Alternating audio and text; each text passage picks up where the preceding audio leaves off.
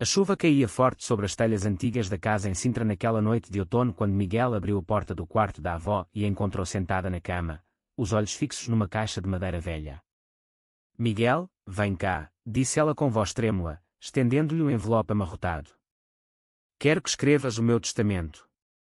Mas antes, preciso que saibas a verdade que queimei há 50 anos. Miguel sentiu o coração acelerar. A avó Maria, aos 87 anos, sempre fora o pilar da família, viúva respeitada, católica devota, a mulher que criara 3 filhos sozinha depois da morte precoce do marido pescador. Nunca imaginara que aquelas mãos enrugadas, que tantas vezes benziam a testa dos netos, tivessem destruído algo tão íntimo quanto cartas de amor. Cartas de amor para outro menino, perguntou ele quase sem voz, repetindo o que ela acabara de confessar em sussurro. Maria assentiu, os olhos marejados. Chamia-se António. Éramos jovens, 1959, eu com 18, ele com 19. Vivíamos em Cascais, numa época em que amar assim era crime, pecado mortal, vergonha que matava famílias inteiras. A voz dela quebrava-se a cada palavra. Miguel sentou-se ao lado dela, segurando-lhe a mão fria. Ele próprio, aos 32 anos, arquiteto em Lisboa, assumidamente gay, sabia bem o peso do silêncio. Saíra do armário aos 25, enfrentara olhares tortos da mãe e do tio, mas a avó sempre o defendera com firmeza serena. Agora percebia que aquela defesa não era abstrata. Escrevíamos cartas todos os dias, continuou ela. Escondíamos-nos na praia depois do pôr do sol, trocávamos olhares na missa, tocávamos as mãos debaixo da mesa na pastelaria. Eu sabia que era errado segundo tudo o que me ensinavam, mas o coração não obedecia. Uma lágrima escorreu pelo rosto enrugado. Quando meu pai descobriu uma das cartas, ameaçou mandar-me para um convento e denunciar António à PIDE. Tive medo. Medo mortal. Numa noite, peguei em todas as cartas que ele me escreveu, mais de 50, e queimei-as no fogão a lenha. Vi as palavras dele virarem cinzas. No dia seguinte, disse-lhe que tudo acabara, que nunca mais queria vê-lo. Miguel engoliu em seco. Imaginava a avó jovem, de olhos verdes intensos, destruindo o único registro daquele amor proibido. E ele? O que fez António? Partiu para a França 2 meses depois. Diziam que arranjara trabalho em Paris. Nunca mais soube dele. Maria apertou o envelope contra o peito. Até há 3 semanas, quando recebi esta carta. Depois de 66 anos, ele escreveu-me. Está doente, em fase terminal, num hospital em Lisboa. Voltou a Portugal para morrer perto do mar que nos viu amar. O quarto pareceu encolher. Miguel sentiu um nó na garganta. A avó que sempre parecera inabalável confessava agora o maior arrependimento da vida. Quer que eu o procure? Perguntou. Maria olhou longamente. Quero que o leves até mim. E quero que escrevas no testamento que deixo tudo o que tenho, a casa, as poupanças, as joias, a ele, se ainda estiver vivo quando eu partir. Se não, tudo irá para a associação que ajuda jovens LGBT em Portugal. Porque eu destruí o nosso amor, mas não quero destruir mais nenhum. Miguel abraçou-a, sentindo o corpo frágil tremer. Naquela noite, enquanto a chuva não parava, começou a perceber que o testamento não era apenas jurídico. Era redenção. No dia seguinte, Miguel dirigiu até ao Hospital de Santa Maria. O nome António Ferreira era comum, mas a idade e o endereço antigo de Cascais ajudaram. Encontrou-o num quarto individual, magro, ligado a tubos, mas com os mesmos olhos azuis que a avó descrevera. António sorriu debilmente ao vê-lo. Tu deves ser o neto da Maria, disse sem surpresa. Ela sempre falou de ti nas últimas cartas que trocamos. Miguel sentou-se, sem saber o que dizer. Ela queimou as suas cartas antigas. Por medo. António assentiu devagar. Eu sei. Nunca a culpei. Naquela época, sobreviver já era vitória. Fez uma pausa, respirando com dificuldade. Mas agora podemos falar. Quando Miguel regressou a Sintra ao fim da tarde, trazia uma gravação no telemóvel, António a ler em voz alta uma das cartas que guardara, a única que Maria nunca recebera. A avó ouviu em silêncio, lágrimas correndo sem parar. No final, sussurrou, leva-me até ele amanhã. Quero vê-lo antes que seja tarde. Mas o destino gosta de brincar com os corações frágeis. Nessa mesma noite, o telefone tocou. Era o hospital. António sofrera uma crise grave. Estado crítico. Maria levantou-se da cama, os olhos flamejando como há décadas não acontecia. Vamos agora, disse. Não vou perder outra vez. A autoestrada Lisboa-Sintra estava deserta àquela hora da madrugada. Miguel conduzia em silêncio, a avó ao lado embrulhada num jail, olhando fixamente a estrada iluminada pelos faróis. Nenhum dos dois falava. O peso de 66 anos de separação preenchia o carro como fumo denso. Chegaram ao hospital às 4 da manhã. O médico de serviço, cansado, informou que António estabilizara, mas apenas familiares podiam entrar. Miguel mostrou a carta, explicou em poucas palavras. O médico hesitou, depois cedeu. 5 minutos. Não mais. Maria entrou sozinha. Miguel esperou no corredor, encostado à parede fria, o coração batendo descompassado. Dentro do quarto, a luz suave do monitor iluminava o rosto de António. Ele abriu os olhos devagar ao ouvir os passos. Maria, murmurou. Ela aproximou-se, pegou-lhe na mão ossuda. Desculpa, disse apenas, a voz embargada. Desculpa por ter queimado tudo. António sorriu debilmente. Guardei a tua fotografia. Durante todos estes anos em Paris, olhava para ela todas as noites. Casei-me, tive filhos, mas nunca amei como te amei a ti. Maria sentou-se na cadeira ao lado da cama. Eu também casei. Com o João, bom homem. Tive filhos, netos. Mas nunca esqueci o teu olhar na Praia da Rainha. Ficaram em silêncio, mãos entrelaçadas, enquanto o monitor apitava ritmado. Voltei para morrer aqui, disse ele. Mas agora posso ir em paz. Maria abanou a cabeça. Não vais a lado nenhum ainda. Vais sair deste hospital e vir viver para minha casa em Sintra. Temos tempo para recuperar. António riu-se baixinho, um riso frágil. Tens a mesma teimosia de sempre.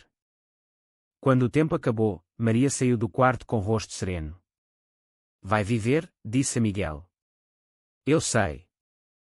Nos dias seguintes, António recuperou surpreendentemente. Os médicos falavam em milagre, mas Miguel sabia que era amor adiado finalmente chegado. Alta médica uma semana depois. Miguel ajudou a instalá-lo na casa de Sintra, no quarto de hóspedes com vista para a serra. A família reagiu mal. A mãe de Miguel, Isabel, filha mais velha de Maria, telefonou furiosa. Mãe, perdeste o juízo. Trazer um estranho para casa, deixar-lhe tudo no testamento. O que vão dizer as pessoas? Maria respondeu calma, as pessoas já disseram o suficiente na minha vida. Chega. O tio Pedro, irmão de Isabel, apareceu em Sintra 2 dias depois, vermelho de raiva. Isto é loucura, mãe. Esse homem era o teu, não conseguiu dizer. E o Miguel influenciou-te, com essa vida dele. Miguel, que ouvia da escada, desceu lentamente. Tio, a avó tomou a decisão sozinha. E se queres saber, ela e o António amaram-se antes de tu nasceres. Pedro olhou com desprezo. Vocês os dois envergonham a família. Maria ergueu-se, pequena mas imponente. A vergonha foi minha, quando queimei as cartas por medo do que os outros pensariam. Não vou repetir o erro. Se não aceitas, a porta está aberta. Pedro saiu batendo com força. Isabel chorou ao telefone, mas não veio. A ruptura familiar abriu-se como ferida antiga. Enquanto isso, na casa, Maria e António reconstruíam pedaços de vida perdida. Passeavam devagar pelo jardim, recordavam músicas de 1959, riam de memórias que só eles entendiam. Miguel observava, comovido, vendo a avó rejuvenescer a olhos vistos. Uma tarde, António chamou Miguel ao quarto. Quero contar-te algo que nunca disse à tua avó. Tirou debaixo do travesseiro um pequeno diário encadernado a couro. Depois de partir para a França, escrevi tudo. Cada dia sem ela. Quero que fiques com isto. Um dia, publica. Para que ninguém mais queime o seu amor. Miguel pegou no diário com mãos trêmulas. Na primeira página, para Maria, que nunca deixou de ser minha. Mas a paz era ilusão. Numa noite, Miguel recebeu mensagem anônima, fotografias antigas de Maria e Antônio adolescentes, beijando-se na praia. Alguém as digitalizara e ameaçava enviar para jornais locais se o testamento não fosse alterado. O passado, afinal, não queimara completamente. Miguel mostrou as mensagens à avó e a Antônio na manhã seguinte. Maria empalideceu ao ver as fotografias. Como? Murmurou. Queimamos tudo. Antônio reconheceu imediatamente. O meu irmão mais novo, o Luís. Ele seguia-nos às escondidas. Tirou essas fotos com uma máquina que o pai lhe deu. Nunca soube que as guardou. Luís, agora com 84 anos, vivia em Cascais, viúvo, amargurado. Fora sempre o mais conservador da família, polícia durante o Estado Novo, orgulhoso de ter limpado ruas de desviados. Descobrira o regresso de Antônio através de conhecidos no hospital e decidira vingar o que considerava afronta à honra familiar. Quer dinheiro, disse Miguel. Ou que o testamento volte para os filhos biológicos. Maria endireitou as costas. Não vou ceder ao medo outra vez. Mas o chantagista não parou. As fotos começaram a circular em grupos do WhatsApp de antigos vizinhos. Comentários cruéis, insinuações. A filha Isabel recebeu-as e ligou histérica. Mãe, isto é verdade. Vais ser a vergonha de Cascais. Maria desligou o telefone. Pela primeira vez em décadas, chorou nos braços de Antônio. Miguel decidiu agir. Localizou Luís através de antigos registros. Marcou encontro num café em Cascais. O velho apareceu de bengala, olhos frios. Queres dinheiro? Perguntou Miguel diretamente. Luís riu com desdém. Quer justiça. O teu avô João era bom homem.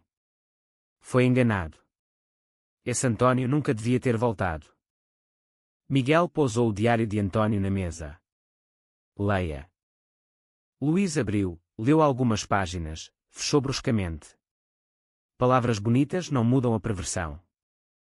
Miguel inclinou-se. Sabe o que é perversão, Sr. Luís? Destruir vidas por medo. O seu irmão amou uma mulher que o correspondia. Não roubou ninguém. Não magoou ninguém. Quem magoou foi o medo que o senhor representa. Luís ficou em silêncio. Depois, dou-vos uma semana para mudar o testamento. Senão, as fotos vão para a imprensa nacional. Ao regressar a Sintra, Miguel encontrou a avó e Antônio no jardim, sentados no banco de pedra. Maria segurava uma carta nova, escrita à mão. Vou responder publicamente se for preciso, disse ela. Contar toda a história. Não me escondo mais. Antônio apertou-lhe a mão. Juntos. Mas o conflito escalou mais rápido. 3 dias depois, um jornalista do Correio da Manhã bateu à porta. Alguém enviara as fotos com uma carta anônima. Queriam entrevista exclusiva. Maria recebeu-o na sala. Miguel e Antônio ao lado.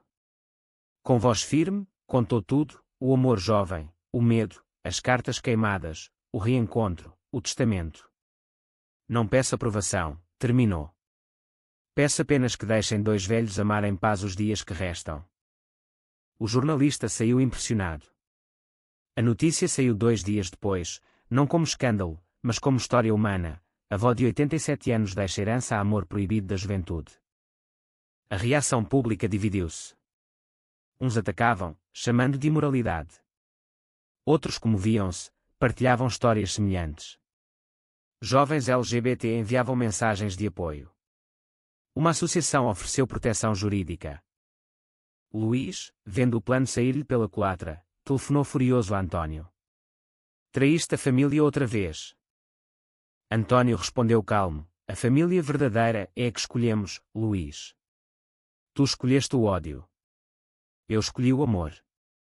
Luís desligou. Nunca mais ligou.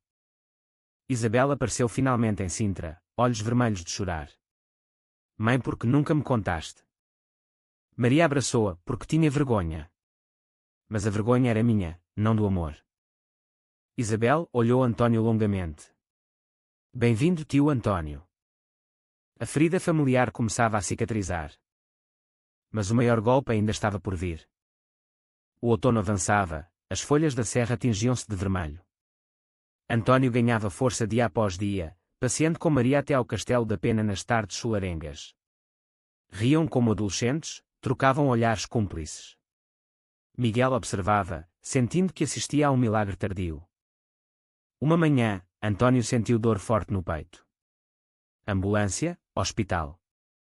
Enfarte. Os médicos conseguiram estabilizá-lo, mas o prognóstico era reservado. Questão de semanas, talvez menos, disseram. Maria recusou-se a deixar o quarto. Dormia na poltrona, segurava-lhe a mão noite e dia. Miguel trazia comida, roupas, coordenava tudo. Numa dessas noites, Antônio chamou Miguel. Quero casar com ela. Antes de partir. Miguel arregalou os olhos. Casar. Agora. Sim. Civil, aqui no hospital se for preciso.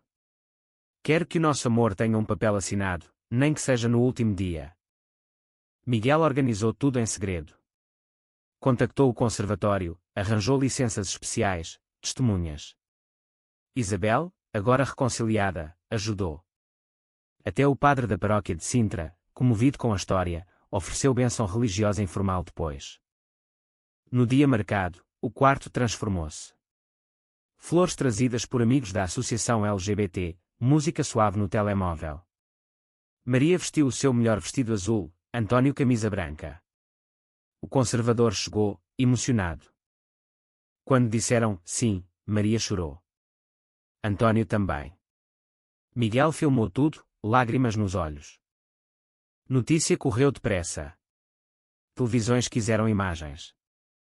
O casal mais velho de Portugal a casar aos 80 e muitos, amor proibido finalmente oficial. Tornaram-se símbolo nacional.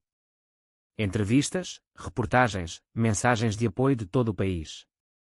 Mas a felicidade foi breve. 3 semanas depois do casamento, Antônio piorou subitamente. Hemorragia interna. Os médicos nada puderam fazer. Na última noite, só Maria e Miguel no quarto. Antônio, já sem forças, sussurrou à mulher, valeu a pena esperar 66 anos. Maria beijou-lhe a testa. Esperaria mais 100. Antônio olhou Miguel. Cuida dela. E publica o diário. Morreu ao amanhecer, de mão dada com Maria. O funeral foi em Cascais, junto ao mar. Centenas apareceram, família, amigos antigos, jovens LGBT, jornalistas. Luís não veio. Maria espalhou as cinzas na Praia da Rainha, onde tudo começara. Agora estás livre, disse ao vento. Regressaram a Sintra. A casa parecia vazia sem Antônio, mas Maria mantinha a serenidade. Ele vive em mim, dizia. Miguel começou a trabalhar no livro, o diário de Antônio, as recordações da avó, a história completa. Chamou Cartas que não queimei. O testamento foi homologado sem contestação. Luís nunca apareceu. A casa, as poupanças, tudo ficou para Maria enquanto viva, depois para a associação. Mas o destino reservava a última surpresa. Passaram-se meses. Maria, apesar da dor, parecia mais leve. Participava em eventos LGBT, contava a sua história em escolas, tornara-se a voz simbólica de muitos jovens rejeitados pelas famílias. Uma tarde de primavera, Miguel encontrou na caixa de madeira antiga da avó, aquela onde guardava o envelope do testamento, um maço de cartas amareladas, atadas com fita azul desbotada. Avó, o que é isto? Maria sorriu tristemente. As cartas que escrevi a Antônio e nunca enviei. Guardei-as todos estes anos. Achava que mereciam ser queimadas, mas não consegui. Eram 47 cartas, datadas de 1959 a 1965. Nelas, Maria confessava o amor, o arrependimento, a saudade. Na última, se um dia leres isto, sabe que nunca deixei de te amar. Miguel sentiu o peito apertar. Vais incluí-las no livro? Sim. Para que fique completo. O livro Cartas que não queimei lançou-se em Lisboa, na Casa do Comum. Lotação esgotada. Maria subiu ao palco, voz firme, leu os certos. O público chorou, aplaudiu de pé. Mas no final da sessão, uma mulher idosa aproximou-se, olhos iguais aos de António. Sou a filha dele, a Claire. Nasci em Paris. O pai falou de si até ao último dia. Maria abraçou-a como se abraçasse parte de António. Claire trouxe fotografias inéditas, objetos. Tornaram-se amigas. A história parecia fechar-se em beleza.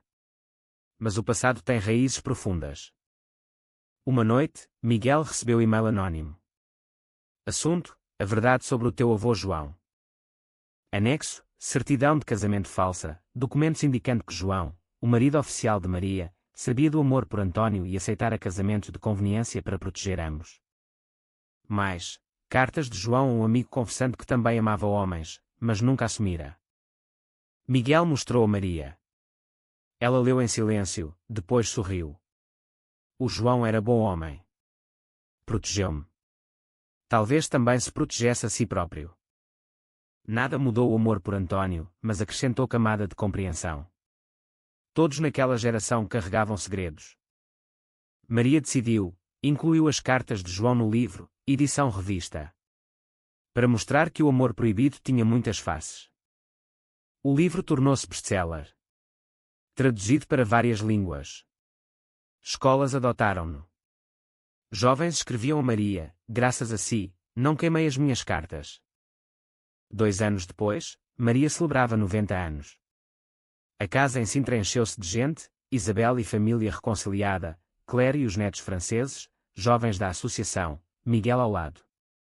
No jardim, sob a mesma árvore onde António e ela se sentavam, Maria pediu silêncio.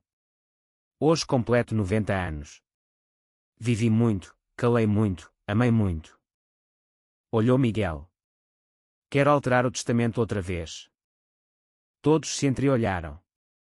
Deixo a casa a ti, Miguel, para que seja casa de acolhimento para jovens LGBT sem família. As poupanças divido, metade para a Associação Nacional, metade para Scholarship em nome de António e João, ajudando jovens artistas e escritores que er. Sorriu. E peço que, quando eu partir, espalhem as minhas cinzas na mesma praia, ao lado dele. Ninguém contestou. Aplaudiram. Naquela noite, Miguel encontrou a avó no quarto, olhando o mar distante da janela. Sentes-te em paz? Perguntou. Maria assentiu. Pela primeira vez na vida, sim. Queimei o medo, não o amor. Meses depois, numa manhã de verão, Maria não acordou. Partiu serenamente, no sono, com o sorriso que António lhe devolvera. O funeral foi maior que o de António. Milhares apareceram. A Praia da Rainha encheu-se de flores, bandeiras arco-íris, mensagens. Miguel espalhou as cinzas junto às dele, como pedido. Agora estão juntos para sempre, disse. A casa transformou-se em Casa Maria e António, acolhendo dezenas de jovens ao longo dos anos. O livro continuou a inspirar gerações. Miguel, anos mais tarde, encontrou o amor próprio, um arquiteto chamado Tomás, que o ajudava na casa. Casaram-se no jardim, sob a mesma árvore. E assim, o amor que começara proibido, queimado, silenciado, renasceu em liberdade, multiplicando-se em muitas vidas. Porque nenhum amor verdadeiro morre. Apenas espera, paciente, o momento de não ser mais queimado.